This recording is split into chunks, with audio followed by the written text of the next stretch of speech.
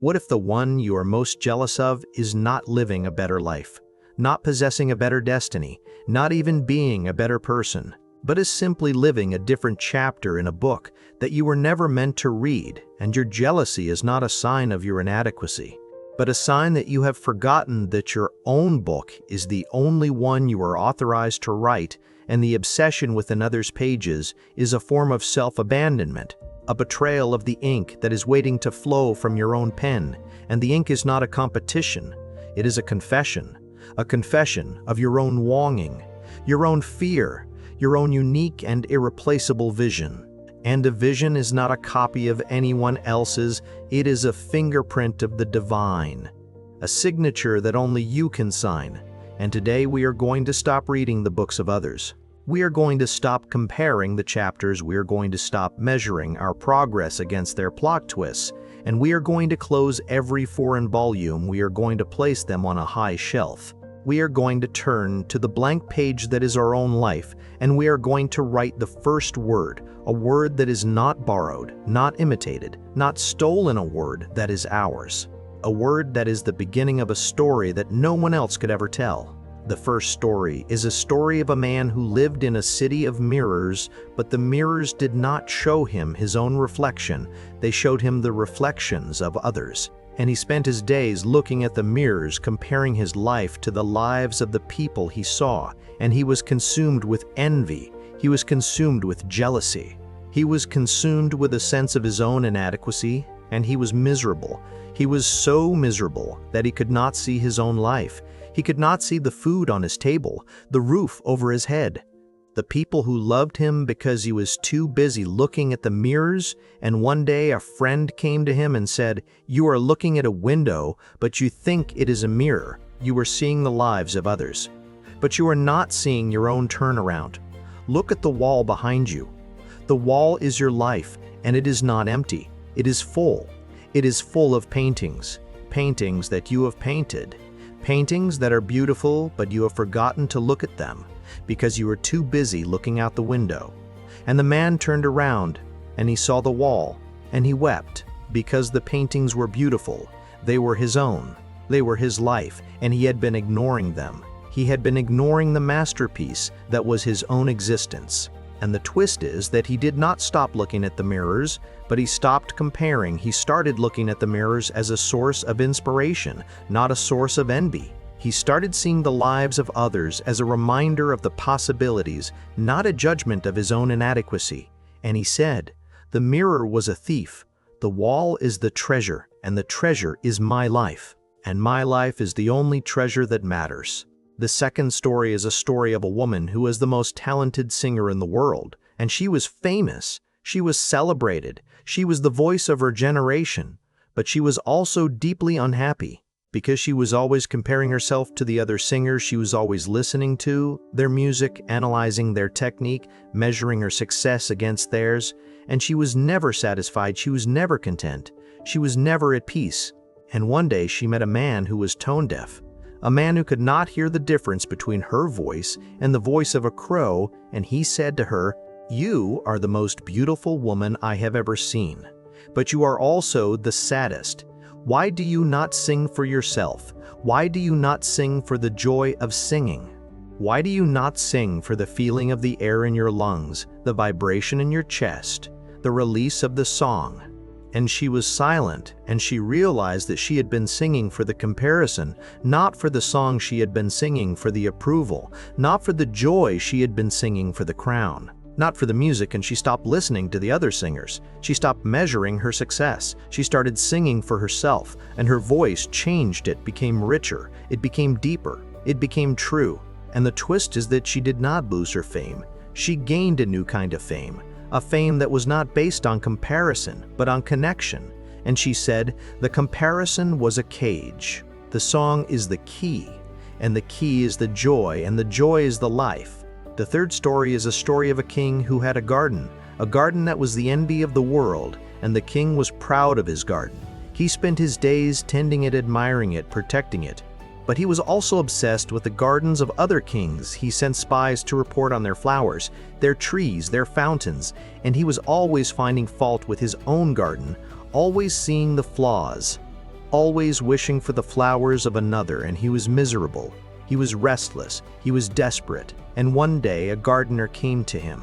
A gardener who was not a king, a gardener who had a small, simple plot of land, and the gardener said, "Your Majesty, your garden is the most beautiful in the world. Why do you not enjoy it?" And the king said, "Because the other gardens are also beautiful, and I cannot stop thinking about them." And the gardener said, "The other gardens are not your garden, and your garden is not the other gardens. And the beauty of your garden is not in the comparison. The beauty is in the soil. The beauty is in the roots. The beauty is in the unique and irreplaceable arrangement of petals and leaves that only you have planted. And if you stop comparing, you will see the beauty, and the beauty will be enough." And the king was silent. And he stopped sending spies. He stopped comparing. He started tending his own garden with love, not envy, and his garden flourished, not because it was better than the others, but because it was his. And the twist is that he became known not for the beauty of his garden, but for the peace in his heart. And he said, "The comparison was a weed, the garden is the truth, and the truth is the peace, and the peace is the life." The fourth story is a story of a runner who was the fastest in the world, and he was a champion. He was a legend. He was a god of the track, but he was also a prisoner. Because he was always looking over his shoulder, always watching the other runners, always measuring his stride against theirs, and he was never free. He was always running from the fear of being overtaken, and one day, he met a runner who was not fast. A runner who ran for the joy of running, a runner who ran with a smile on his face, and the champion said, "Why are you smiling? You are not winning. You are not competing. You are not achieving." And the runner said, "I am winning. I am winning the race that matters, the race against myself, the race against the distance, the race against the limits of my own body, and the winning is not in the comparison. The winning is in the running is the victory, and the victory is the joy." And the champion was silent. And he stopped looking over his shoulder. He started running for himself, and he ran a race that was not a competition. It was a celebration. And the twist is that he did not lose his speed. He gained a new kind of speed, a speed that was not measured against others, but against his own potential. And he said, "The comparison was a chain. The running is the freedom, and the freedom is the joy, and the joy is the life." The fifth story is a story of a painter who was obsessed with the paintings of the old masters, and he spent his life trying to replicate their style, their technique, their genius, and he was successful. He was a master of imitation, but he was also empty because the imitation was not his own. It was a mask of the greats, and he was a ghost in his own fame. And one day, he met a child who was painting with her fingers, making a mess of color and shape and joy. And he said, "What are you doing that is not art? Is about skill. Art is about technique. Art is about the masters." And the child said, "Art is about the mess. The mess is the art. The mess is the feeling. The mess is the life. And you have been so focused on the masters that you have forgotten the mess, you have forgotten the feeling, you have forgotten the life." And the painter was silent, and he picked up his brush, and he made a mess. He made a painting that was not a copy, a painting that was a mess, a painting that was his. And the twist is that the mess became the masterpiece because it was authentic. It was raw. It was true, and he said the masters were a cage. The mess is the key, and the key is the authenticity, and the authenticity is the life. The sixth story is a story of a woman who was the most elegant woman in the city. She was always perfectly dressed, perfectly poised, perfectly composed, and she was admired. She was respected. She was the standard of elegance. But she was also a prisoner because the elegance was a mask that she wore to hide the chaos, the emotion, the vulnerability that she felt inside. And she was exhausted. She was empty. She was desperate for a moment of release, and one day she met a child who was covered in mud, a child who was laughing and rolling in the dirt, and she said, "What are you doing? You are a mess. You are a disaster. You are the opposite of elegance." And the child said, "I am free. I am free to be messy. I am free to be dirty. I am free to be me. And you are not free. You are a statue. You are a painting.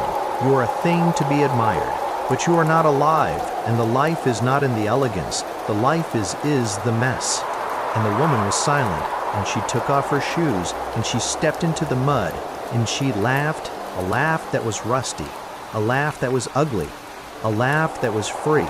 And the twist is that she did not abandon elegance. She integrated the mess. She allowed herself to be imperfect, to be human, to be alive, and she said, the elegance was a cage, the mess is the cage, the mess is the key, and the key is the freedom, and the freedom is the life. The seventh story is a story of a scholar who knew everything he had read, every book memorized, every fact, mastered every discipline, and he was the most learned man in the world, but he was also the most arrogant, the most isolated, the most alone, because he used his knowledge as a weapon to prove his superiority, to win arguments, to dominate conversations. And one day he met a fisherman who had not read a single book, a fisherman who could not even write his own name.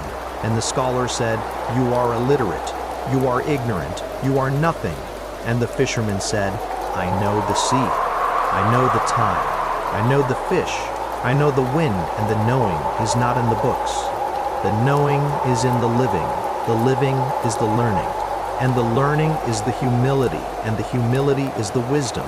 And the scholar was silent, and he realized that he had been a prisoner of his own knowledge, a prisoner of his own pride, a prisoner of his own superiority. And he stopped arguing, he started listening, and he discovered that the fisherman knew things that he did not know, things that could not be found in books, things that were the essence of life. And the twist is that he did not stop reading, but he started living. And the living was the real knowledge. And he said, the knowledge was a cage. The humility is the key, and the key is the wisdom, and the wisdom is the life. The eighth story is a story of a king who had a crown of gold, a crown that was the heaviest in the world, and the crown was a symbol of his power, his authority, his sovereignty. But it was also a burden that weighed him down, that made his neck ache, that gave him headaches. And he was proud of the crown. He would not take it off. He would not let anyone else carry it, because the crown was his identity, his meaning, his purpose. And one day, a beggar came to the court, a beggar who had no crown, no power, no authority.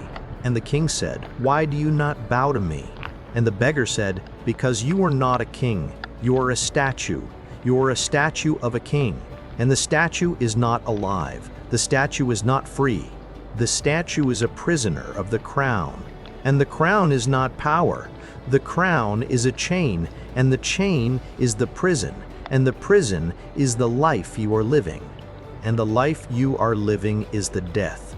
And the king was angry. He was furious. He was ready to execute the beggar. But then he looked at the crown, and he saw that the beggar was right. The crown was a chain, and he took it off, and he let it fall to the floor, and he felt a lightness, a freedom, a joy that he had never known. And the twist is that he did not lose his kingdom. He gained a new kind of kingdom, a kingdom that was not based on power but on presence. And he said, the crown was a cage. The freedom is the key, and the key is the lightness, and the lightness is the life. The ninth story is a story of a woman who was the most beautiful woman in the world, and she was celebrated. She was desired. She was worshipped, but she was also a prisoner because the beauty was a mask that she wore to hide the ugliness, the shame, the self-loathing that she felt inside, and she was exhausted. She was exhausted. She was desperate to be seen as she really was. And one day, she met a blind man, a man who could not see her beauty, a man who could only feel her presence. And he said, "You are beautiful, not because of your face, but because of your soul." And the soul is not a mask. The soul is the truth, and the truth is the beauty, and the beauty is the love, and the love is the freedom. And she was silent, and she stopped hiding. She started showing her soul her ugliness, her shame, her self-loathing, and she discovered that the soul was not ugly, it was beautiful. It was uniquely, irreplaceably, profoundly beautiful. And the twist is that she did not lose her fame. She gained a new kind of fame, a fame that was not based on her face, but on her truth, and she said, the beauty is a cage. The soul is the key, and the key is the truth. And the truth is the freedom, and the freedom is the life. The 10th story is a story of a village that was divided by a river, and the villagers on one side of the river believed that they were superior, that they were chosen, that they were the true villagers. And the villagers on the other side believed the same, and they were enemies, they were rivals, they were constantly fighting, constantly comparing, constantly trying to prove their superiority. And one day a flood came, a flood that washed away the river, that washed away the boundary, that washed away the division, and the villagers were forced to live together, to work together, to survive together. And they discovered that they were not different. They were the same. They were all villagers. They were all human. They were all one. And the comparison was a lie. The division was a lie. The superiority was a lie. And the truth was the unity. The unity was the connection. The connection was the meaning, and the meaning was the life.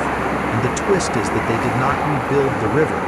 They rebuilt a bridge that connected, a bridge that united, a bridge that said, we are not rivals, we are not enemies, we are not superior or inferior.